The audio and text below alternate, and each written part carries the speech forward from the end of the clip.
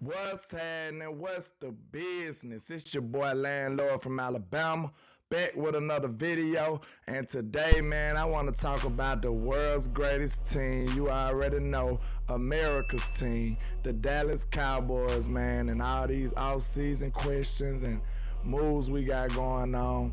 And it's honestly been a lackluster type free agent market for the Cowboys, man.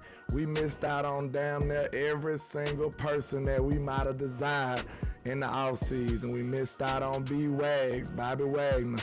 We missing out on Von Miller. We missed out on a lot of big time free agents that we really wanted to acquire as a fan base, man. And we got a little extra cap space money, and it seemed like Steven and Jerry trying to pocket it. Like they ain't using it in the manner that we would like, It seems like they just trying to save money. They bargain basement free agent shopping, and you know how it go, man. They want to just bring in miracle workers instead of actual free agents for some reason I just don't understand. It's pretty manic for them to believe that these players gonna keep exceeding expectations on a regular basis like this. I know they probably believe that Dan Quinn is a miracle worker, which the fan base does as well from how big of a jump we took last year. But you just can't expect that every time. You do also gotta give a man something to work with. So I just don't understand the philosophy when it's coming from this front office. You just can't keep depending on the draft solely every year. Like, that's why I come with the question today: are the Dallas Cowboys overestimating their draft capabilities? Because it just seems like only the Cowboys solely depend on the draft like this. Everybody else know that you need a few sure things to sure up your roster, and it just seems like we don't value other teams' free agents like that. We gonna either sign our guys or either depend on the draft. And I just want to see what y'all think about how sustainable that is. Like, it's not a guarantee that we just keep hitting home runs out the park in the draft. And if we make one false move, one hiccup, one mistake in the draft, and this team could be hurt very badly by that. Like, it could be very bad for us if we don't score big on our first round draft pick this year. If we don't knock it out the park with our second round draft pick, we need to be executing these picks very well just for the Cowboys to be sustainable or even close to where we were last year. And I really understand how the Cowboys could be feeling themselves when it comes to the draft.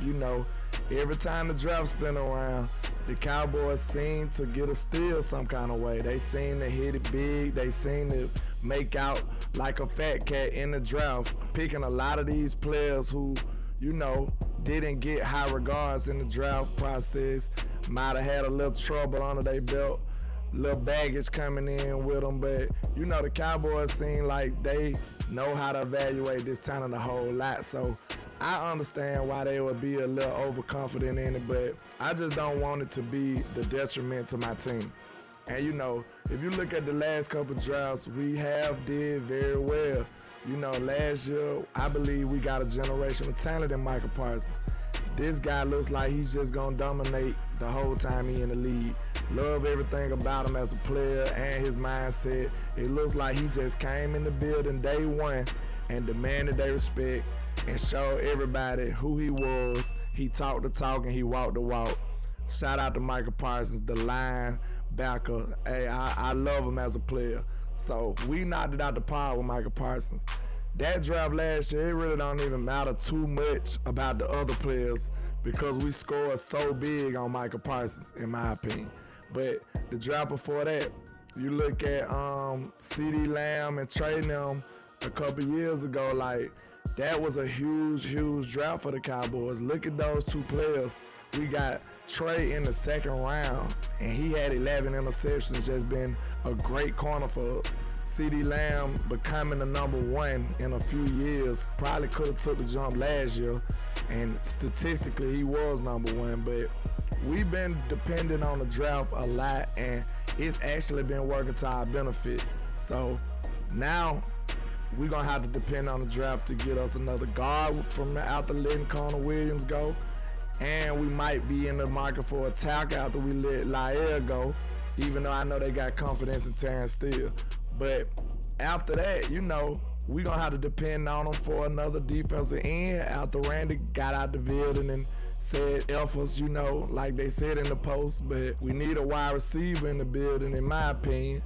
And it's just going to be a lot of key positions that we're going to have to make home runs on. So, you know, I got faith in the front office. I believe we can do well. I believe we can execute this, but I just don't know how sustainable this is over the years, repeatedly operating like this. We need some key free agents, and there's still a few of them on the market.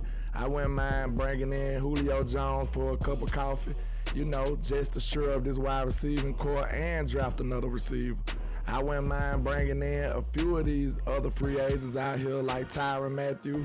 I would love the Honey Badger back there, another versatile piece.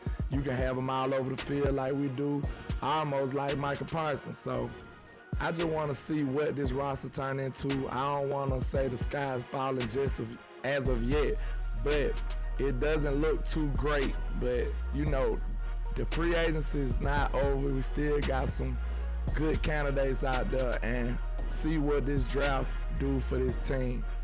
And I just wanted to holler at y'all, man. Landlord from Alabama on every social media site with the same handle.